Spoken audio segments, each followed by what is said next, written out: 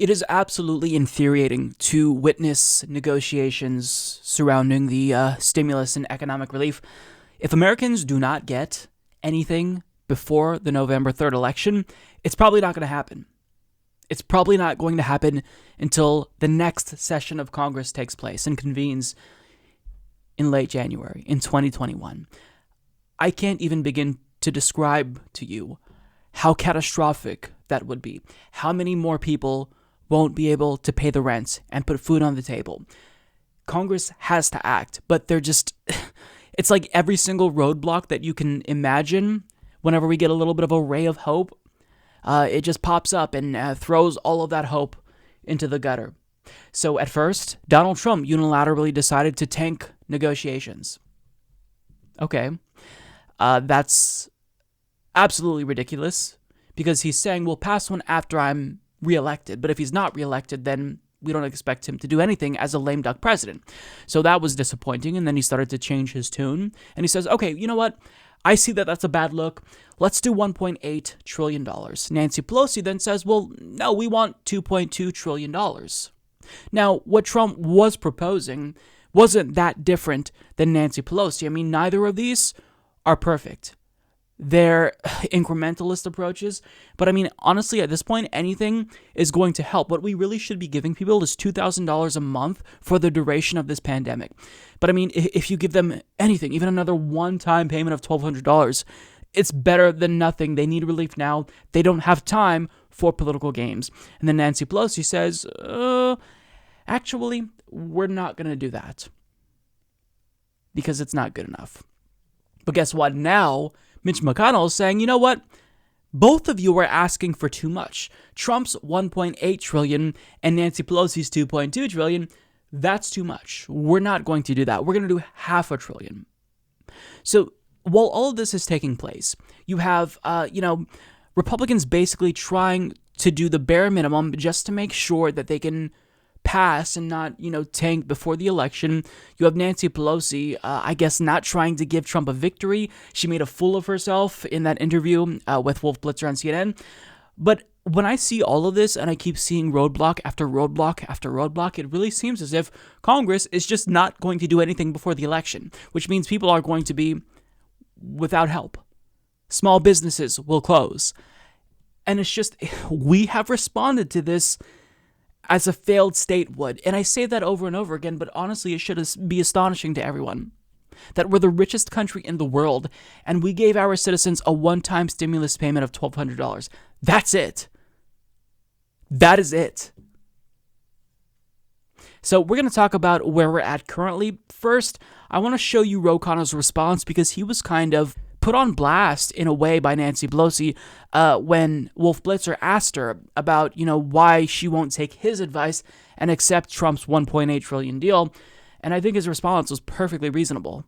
I say our government is failing you. This is a time where we need to do a lot more, and it pains me that we're not being able to deliver for them. And that's why I'm going to come out and say that we need to get something done with as much power as I have. I acknowledge that I'm not a committee chair. I acknowledge that I don't have as much power in the institution. But you know what? I'm an equal member of Congress. I represent a constituency just like 435 other members, and all of our perspectives really do matter. And what I'm saying is coming from the heart. It's coming because I've been affected by the impact in my district, which is the heart of Silicon Valley. Think about this, Wolf. If in one of the richest districts in the world you have this much suffering, imagine how much suffering there is across this country. Well, if you just walk around. So I think that everything that Ro Khanna is saying here, it's reasonable. How could you not agree with what he's saying here?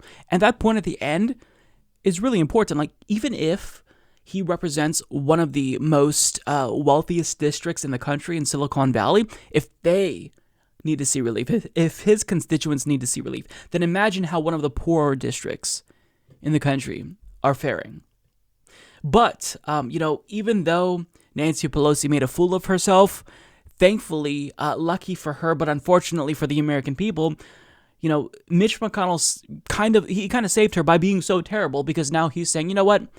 I'm the one now who's unilaterally tanking all negotiations, which is astonishing to me, because he's up for re-election, and he'll probably still be re-elected, but he doesn't care about anything except confirming Donald Trump's far-right Supreme Court nominee. But for more on this, let's go to The Hill, where Jordan Carney explains Senate Majority Leader Mitch McConnell on Thursday shot down the prospect of a coronavirus deal totaling $1.8 trillion and $2.2 trillion, the goalposts of the current talks between Democrats and the White House. McConnell's comments made to reporters in Kentucky underscored the divisions between President Trump and Senate Republicans on a fifth coronavirus package, with the GOP leader preparing to force a vote on a $500 billion bill next week.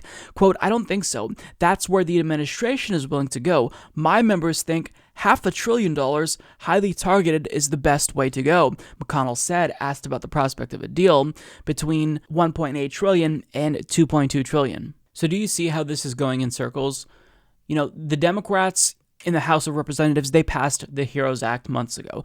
Again, it's another bill that's not perfect, but at this point, desperation overrides everything.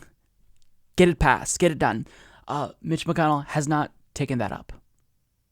So Nancy Pelosi and the Democrats in the House are saying, let's pass this. And Trump is saying no. But now Trump is saying, let's pass this.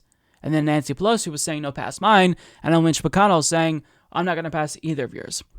Meanwhile, people are suffering.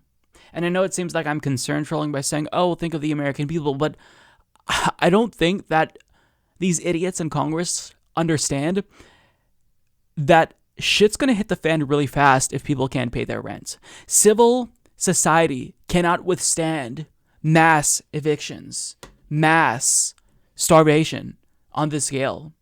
And we're seeing activism express that the American people aren't going to take it anymore, because there was a group of people that locked the court doors so people could not be evicted. Take a look at this.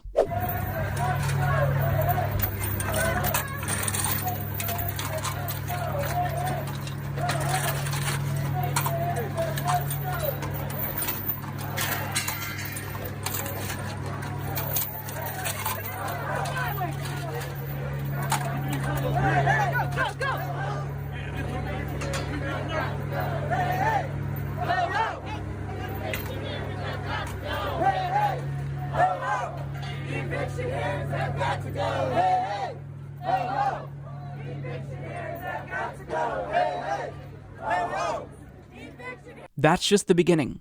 Now, Donald Trump's moratorium on evictions expires as of January 1st. Then millions of Americans are going to be forced to pony up months of back rent. And guess what? Most of them won't be able to do that. So we've got to pass another moratorium, extend that. And additionally, Trump is undermining his own moratorium on evictions. And people are starving, they are losing their jobs, and as a result, their healthcare, which they need now, especially during a pandemic. I mean, even though our government, it's not surprising that it's dysfunctional, to be this dysfunctional, to be utterly paralyzed in the face of an unprecedented crisis, truly should shock everyone. If we don't change things, it's just going to get worse. And I don't want to perpetuate this false equivalence and suggest that, both sides are equally terrible, because it has been Donald Trump and Republicans that have held up negotiations, right? Democrats passed the HEROES Act months ago. But Nancy Pelosi the other day was rightfully called out for playing politics with people's lives when it looked as if there was a ray of hope because Trump decided to break because he didn't want to look like shit before an election. But now it doesn't matter who's going to get blamed or, who is holding up things. What matters is that people get relief. And the fact that they very likely won't get that before the election is honestly just, it's shocking, even to me, who expects to be disappointed in our so-called government. You know